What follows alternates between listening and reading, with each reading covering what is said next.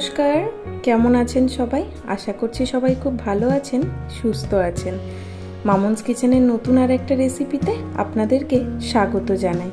এটা তো বর্ষাকাল, আর বর্ষাকালে বৃষ্টি হবে না সেটা তো হবেই না। বাইরে ঝিরঝির করে সারা দিনই দেখছি বৃষ্টি পড়ছে গত দুদিন ধরে।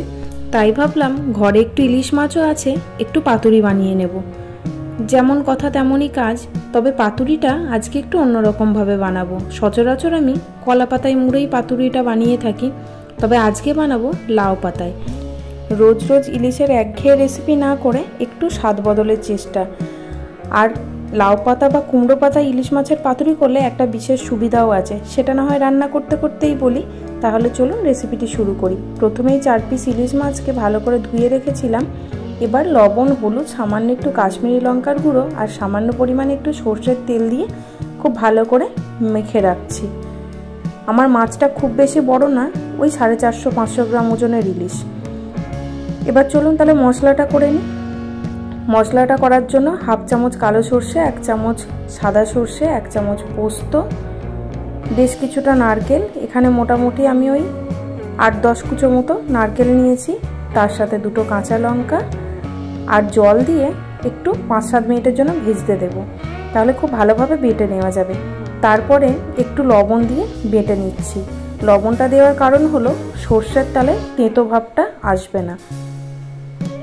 লবণ দিয়ে না বাটলে অনেক সময় সর্ষেটার জন্য তেঁতো লাগে, সেইটা হবে না।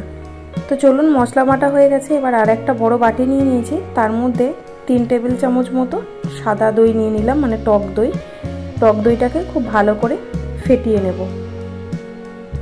অবশ্যই টক দইয়ে কিন্তু জলটাকে ঝরিয়ে রাখবেন, নাহলে খুব বেশি পাতলা হয়ে যাবে মশলাটা।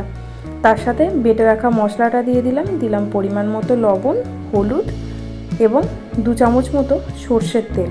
সব কিছু দিয়ে খুব ভালো করে আবারও মিশিয়ে নেব। এবার এর মধ্যে একে একে মাছগুলো দিয়ে এপিট ওপিট উল্টে মশলাটাকে ভালো করে গায়ে মাখিয়ে 5 মিনিট থেকে 7 মিনিট একটু রেস্টে রাখবো। ততক্ষণ একটা ছোট্ট কাজ আছে, সেটা করে নিতে হবে।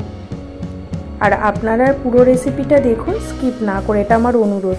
যদি রেসিপিটি আপনাদের ভালো লেগে থাকে তাহলে কমেন্টে জানাবেন সেটা। আর যদি আমার চ্যানেলে নতুন বন্ধু হয়ে থাকেন তাহলে চ্যানেলটিকে সাবস্ক্রাইব করে পাশে থাকা বেলটা অন করে দেবেন, তাহলে যখনই আমি নতুন ভিডিও আপলোড করব আপনাদের কাছে নোটিফিকেশানটা খুব সহজে পৌঁছে যাবে। তাহলে চলুন এবার ছোট্ট যে কাজটা ছিল সেটা সেরে ফেলি। এখানে তো দেখতেই পাচ্ছেন বেশ কয়েকটা লাউ পাতা নিয়েছি। অবশ্যই একটু নরম দেখে, কচি দেখে লাউ পাতাগুলোই নিতে হবে, বেশি পাকা পাতা হলে ভালো হবে না রেসিপিটি। পাতাগুলোকে ধুয়ে রেখেছিলাম।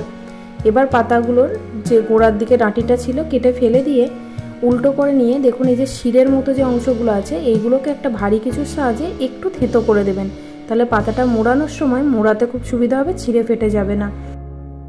যখন এগুলোকে একটু ছেঁচে দেবেন তখন অবশ্যই একটু খেয়াল রেখে করবেন কাজটা, যেন পাতাটা ছিঁড়ে না যায়। এবার পাতুরিগুলোকে রেডি করে নেওয়ার পালা। প্রথমেই 2টো পাতা কীরকম মুখোমুখি রেখেছি যাতে একটু গোল মতো দেখতে লাগে। পাতাগুলোর যদি সাইজ আপনাদের অনেক বড় হয় তাহলে একটা পাতাতেই হবে, তবে আমার পাতাগুলো একটু ছোট ছিল, সেই জন্য আমাকে 2টো করে পাতা নিতে হয়েছে।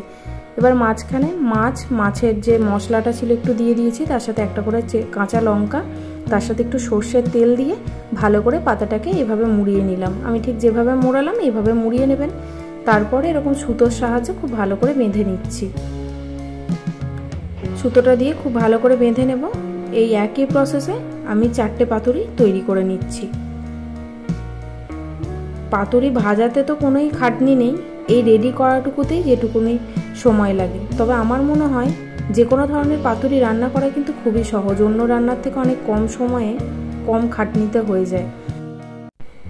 এক্ষেত্রে একটা কথা বলে রাখি, আপনারা দেখলেন প্রথম পাতাটা আমি উল্টো দিকে মাছটা দিয়ে ভাঁজ করার সময় পাতার সামনের দিকটা ওপরে ছিল, আবার কয়েকটাতে দেখুন আমি নিচের দিকটাও ওপরের দিকে দিয়েছি, মানে পাতার যেটা নিচের দিকে থাকে সেই অংশটা দেখুন মোড়ানোর পরে ওপরে চলে গেছে। এটাতে কিন্তু কোনো ক্ষতি হবে না, আপনারা যে দিকটাতে খুশি সেদিকেই মাছটা দিতে পারেন, তাতে কোনো রকম কোনো সমস্যা হবে না।